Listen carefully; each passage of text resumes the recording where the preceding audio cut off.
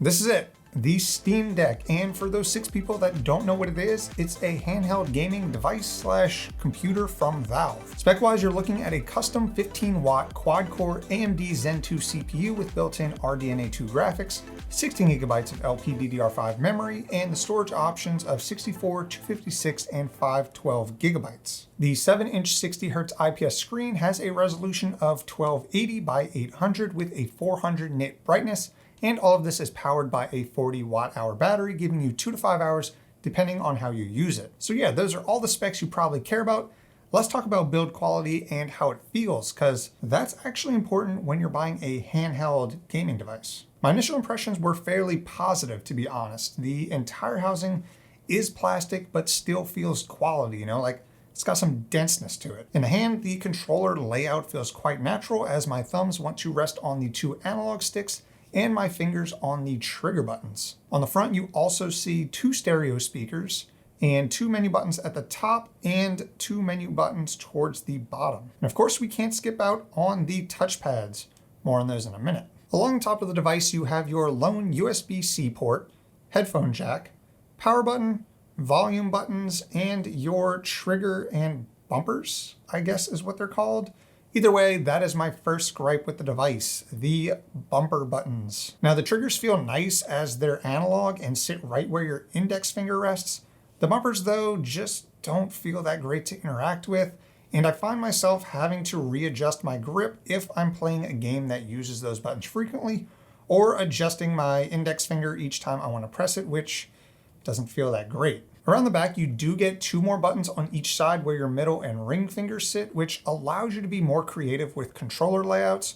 However, I haven't found myself using those just yet. In terms of the overall feel of the buttons, I can't really complain. They all feel really tactile and satisfying to press.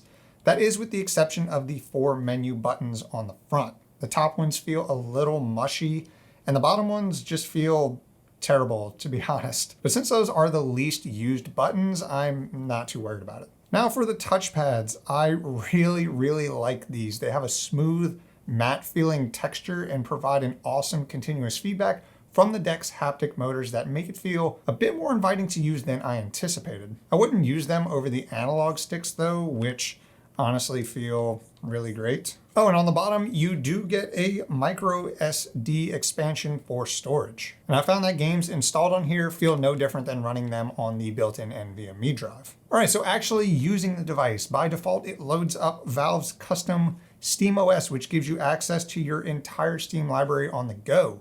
Note that all of your games will not run natively on here, and Valve has been working hard to get plenty of those games officially supported. You can see the status of the games as you browse through. Some will have green check marks letting you know that they are fully supported, and some won't.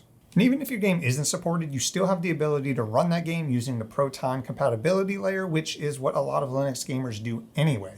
Oh yeah, this thing runs Linux, and Arch Linux to be more specific. So SteamOS, it does feel like they put a lot of work into making it feel like a quality handheld UI, but it's not the best that I ever used, and there are some growing pains, but overall, not bad. Loading up The Witcher was quick and painless. The game feels pretty good on here, and I don't find myself thinking, gee, I wish I had a 1080p screen, as the resolution feels comfortable at 7 inches. While in-game, you can open up the settings menu and adjust things like power draw, GPU clock speeds, frame limits, and they even give you 4 different overlay options, which I think is pretty neat. As for a comparable GPU, just to give you some reference, this thing sits around what you'd expect out of an AMD RX 560. Running this thing full force will spin up the cooling fan, which is audible, but I wouldn't say it's any worse than an average laptop fan. Valve did a good job at heat dissipation, not only from the CPU, but from the device in general. All of the exhaust comes out the top